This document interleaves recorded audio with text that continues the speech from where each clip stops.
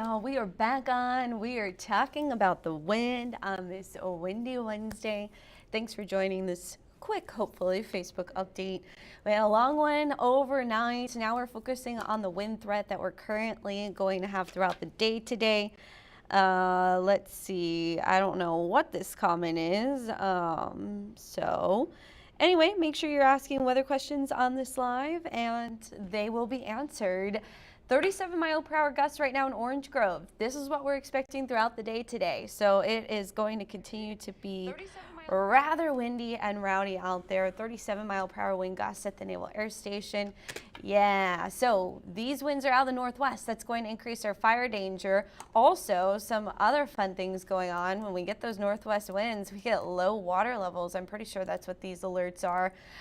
In Matagorda Bay, yeah, low water at Galveston Bay and those areas as well. So pretty crazy there. These winds are strong out of the northwest. They're going to be gusty. Additionally, we have alerts on our islands for coastal flooding. So coastal flooding is going to be a big threat. I'm talking about graphics that I'm not even showing, but anyway, here we have it. Coastal flooding is going to be an issue today.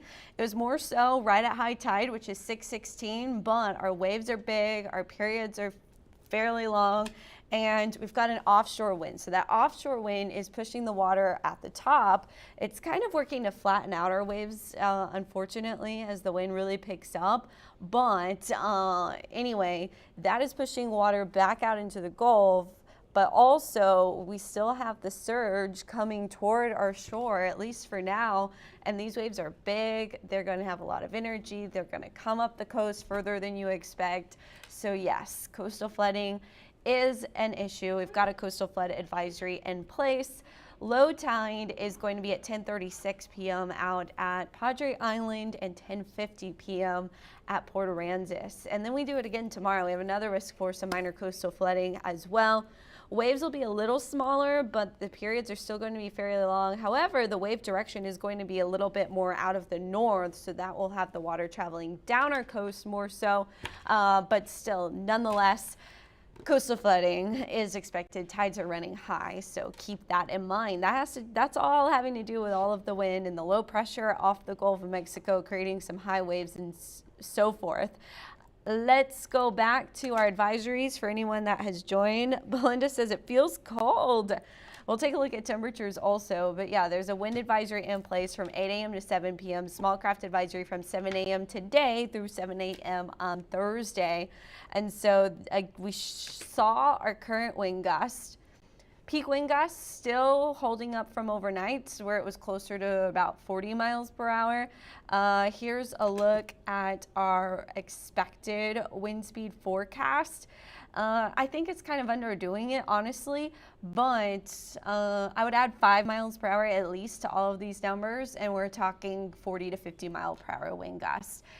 As far as the sustained winds, that's probably pretty close to accurate. We're going to have around 20 to 25, all the way up to 30 mile per hour sustained winds. So what's the wind doing right now? Well, in Corpus Christi, we've got a wind gust at 29 miles per hour. So yeah, those 40 to 50 mile per hour wind gusts are going to be possible as we continue on into the afternoon. And that all has to do with our systems that are changing. So we saw a cold front move through, and that does have our temperatures feeling cooler. Here's our satellite radar imagery. Belinda said it was colder. Here's the satellite radar imagery. What we are seeing here is that storm system now moving across Mississippi, or into Mississippi. And for us, we're behind the cold front, and we've got temperatures that are still only 68 degrees right now, 72 Kingsville, 70 Alice, but our skies are clearing out. We're seeing lots of sunshine.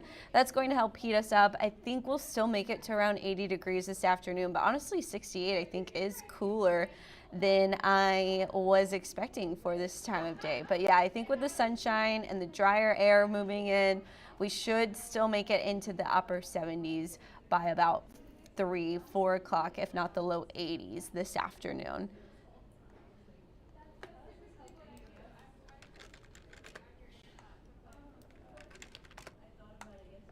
So Again, the big takeaway I want you to get from this is it's windy.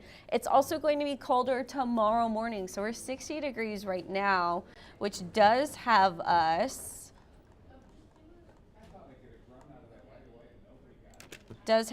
sitting right at 8 degrees colder than the same time yesterday. Beautiful air outside from Dolores. And what I want you to be aware of is with that northwest wind, and the clear skies, it's going to feel rather cold overnight. So we're talking 55 for your low early Thursday morning, still in the 50s Friday morning, but our temperatures go back up into Sunday and Monday. That's because our wind's going to shift. So today is extra windy. As we look ahead to tomorrow, our winds will become calmer, and then we get southeast winds returning heading into the weekend. So that's going to boost our humidity back up. It's going to lower that difference between our high and our low temperature, and essentially we're going to be muggy and mild again heading out the door early in the morning. So wind 20 to 30, that's sustained. Gusts could be up to 50 miles per hour today. North wind 5 to 15 tomorrow, not too gusty tomorrow. Then we see those southeast winds returning, and that's going to bump up our humidity. Yeah, that's not very fun, but important reminder, fire danger is high today with these gusty winds, dry vegetation, and low relative humidity, thanks to those northwest winds. And let's take a look at Futurecast, and then we will be golden.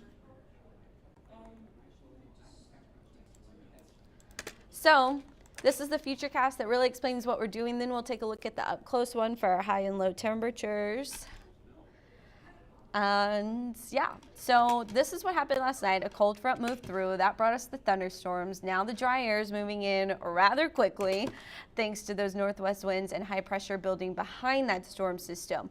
We're under high pressure tomorrow. That's why we have the lighter wind. Then the high slides off to our east. And as it does so, the humidity goes up, like I said, for the weekend. So we will see more cloud coverage over the weekend, and not really much hope in the way of rain until maybe heading into next week, but even then it doesn't look like much. So here's the up close Futurecast for your highs and lows today. I do think, so let's see where we were at. Yeah, so at 10, expecting a temperature of 69. That's about right where we're at. Mid 70s in the next 2 hours, and then we'll be in the low 80s as we head into the late afternoon.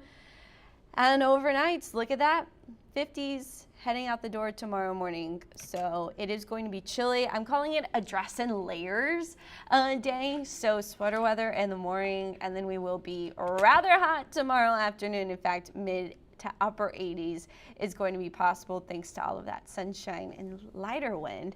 But it is still out of the north, so I don't think we'll make it into the 90s, but expect those chilly conditions to continue into Friday morning, but we may see a few more clouds moving in as well. That's pretty much all I got. Nothing as crazy as we saw this morning. Thanks to everyone that tuned in while it was storming. Hopefully that update was helpful. We do have rainfall totals. I posted these on Facebook.